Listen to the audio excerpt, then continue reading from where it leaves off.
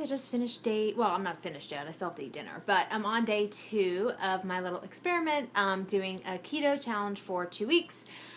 Today I did really well. I had eggs again for breakfast with butter, same breakfast as yesterday. And then I was supposed to have my leftover salmon and spinach from last night. I was supposed to make double, but I had leftovers from the night before from dinner, so I had that again. Today I had, what did I eat? I had those burgers with the creamy tomato sauce on it and cabbage, so that's what I had for lunch. Right around 4 o'clock again, because I worked out again, right around the same time, because I worked out this morning before work. And so right around 4 o'clock, again, I was starving. So I don't know, it could be a couple different things. And Jen, you may be able to help me, and Kristen, both of you guys. So I didn't have any carbs before I worked out. So I'm wondering if maybe I got so hungry between 12 and 4 because I didn't have any carbs before I worked out. So I'm wondering if that is affecting it at all. I don't know. So I went ahead and had, Morgan's here. Hey, if you want that game, can you please go downstairs? As soon as I get done, I'll do it. So I'm wondering so I had Shakeology again at about 4 o'clock because I was starving. My stomach was growling. I don't know if I'm not having enough fat during the day or if maybe I just need to put my Shakeology before I work out, like 30 minutes before. I don't know. I'm trying to figure all this stuff out right now, guys. But one of the things that I want to talk to you, because I'm on day 2, I have no clue if I don't know how soon you hit ketosis or how long that usually takes, but I think it usually takes a couple of days at least. Okay, Jen's saying I need more fats. Yeah, I think so too. I did not do the bulletproof coffee this morning because I think I made it wrong yesterday. Bulletproof coffee has butter and olive oil in it. I didn't use butter yesterday. I just did olive oil, and it was like floating or not olive oil, I'm lying, coconut oil, floating at the top of the coffee, and it, like, every time I took a sip, it was like drinking oil. It was disgusting. I was like, how do people drink this? And then today, I found out that you're actually supposed to blend it. So, yeah. Coconut oil. That's what I meant. And okay, so anyway, so I don't know if I'm in ketosis or not in ketosis, but apparently there are signs and symptoms. Jen told me this morning that if you have a metal taste in your mouth, that I know, gross, olive oil. If you have a metal taste in your mouth, that's one symptom. Another way that you can tell is that I've read is increased urination. Lovely topic that I'm talking about. Dry mouth, which is caused from the increased urination. Mommy, like bad breath, I guess, like a sugary tasting breath, or something similar to nail polish remover. Mommy, I guess that's from the metallic in your system. Yes, Morgan. You're not getting the game if you don't leave me alone. Okay, thanks. Yeah, bribery. Remember? Bribery. And then also reduce hunger and increase energy. I am feeling a lot more energetic, I can honestly say. Mommy, Daddy's trying to take me out. Daddy said get out or else he's grounded. Oh, get out or you're grounded. Thank you. Okay.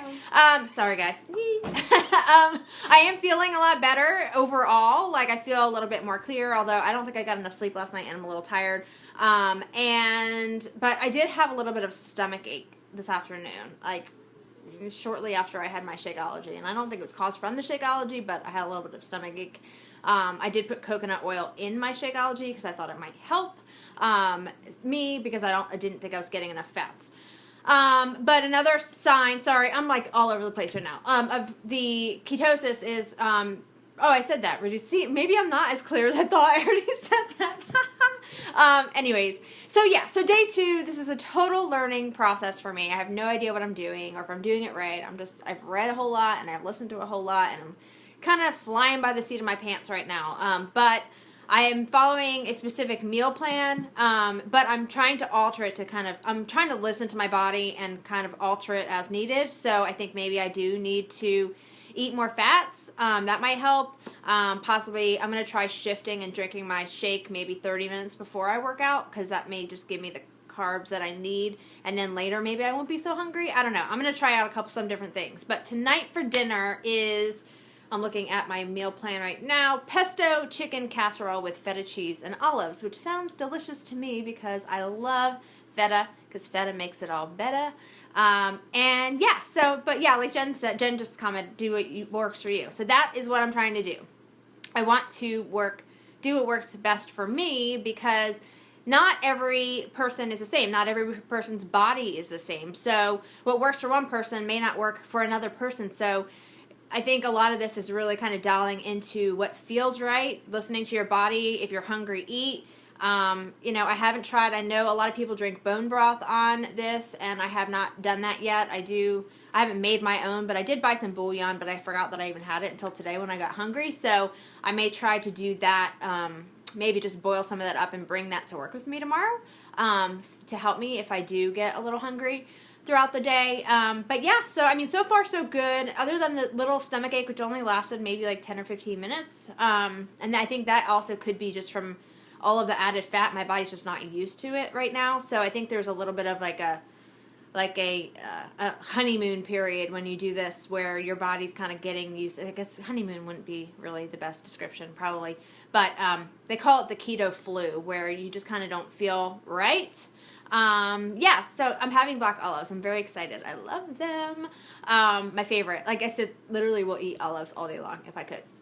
But yeah, so I mean, it's going well so far. I don't know.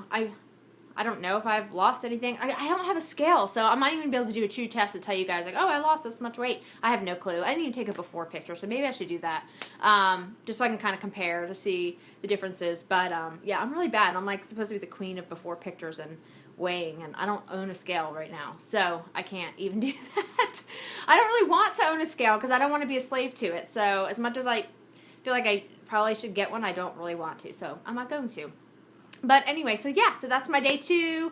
So far, so good. I'm going to say it here, but I'm going to do a post later. But I have, just to add on to this, a huge announcement tonight. Tomorrow night. I'm going to go live. I'm going to make my decision, but probably like 8:30, maybe even 9 o'clock tomorrow night, because I may wait till the kids go to bed, because you know how they get when I try to do a video at night. And I have a big announcement to make. I've been telling you guys that I've been working on something for a couple weeks now, and I'm ready to kind of roll it out, and tomorrow's the big day, so I'm excited about that. So stay tuned for more details on that. But other than that, that's all I have for you today. I just wanted to kind of tell you a little bit about how to know if you're in ketosis. I'm still learning all this. I haven't really noticed any of those things yet, so I don't know. I may or may not be. I have no clue. I've been peeing a lot. Are you happy to know that? I don't know. That's one of the signs. So maybe. Who knows? I did want to tell you that there is other... I'm sorry. I completely forgot. There are other ways to test, not just reading body cues, but I'm not doing any of these right now because they do cost money, but they have blood monitors that you can actually... It's kind of like what diabetics use, is kind of like what my husband uses. You prick your finger, and they have these little strips that you put your blood on the strips, and it will tell you if your body has reached ketosis. Those are kind of on the expensive side. I think those strips are like a couple dollars a piece, or $5 a piece, and you use quite a few of them, so it can get really expensive. There are also urine tests that you can do, but I've heard that those aren't as accurate, because if you drink a lot of water, it can dilute your urine. This is such a gross conversation. Sorry, guys. Dilute your urine, and then it could result in a faulty reading. So those aren't really the most reliable, and I don't think they're all that... they're less expensive than the blood test, but I don't know if how expensive they are really in terms of like overall. But I think they're a little bit more on the pricier side too. And then there's also a breath monitor that you can use, which is supposed to be actually the most accurate. And while it costs, I think, like $200, which is one reason why I haven't purchased one, because I'm only trying this for 2 weeks, but $200, and then you blow into it, and it'll tell you if you're in ketosis or not. But then over time, they last forever, supposedly. So it's $200 to start, but then you won't have to replace it or buy anything else for it. And they last for years. So that's probably the most cost effective, because those strips get really expensive over time. I know my husband's diabetes testing strips are ridiculously expensive, and it's about the same as that. So yeah, I wanted to mention that earlier. So that's all I have for you guys today. I said that 5 times now, but this is really all I have. Hope you guys have an awesome night. And yes, Jen, I will announce that tomorrow, and I will talk to you guys all soon. Have a good night. I'm going to go make my dinner before I start getting hungry. Bye!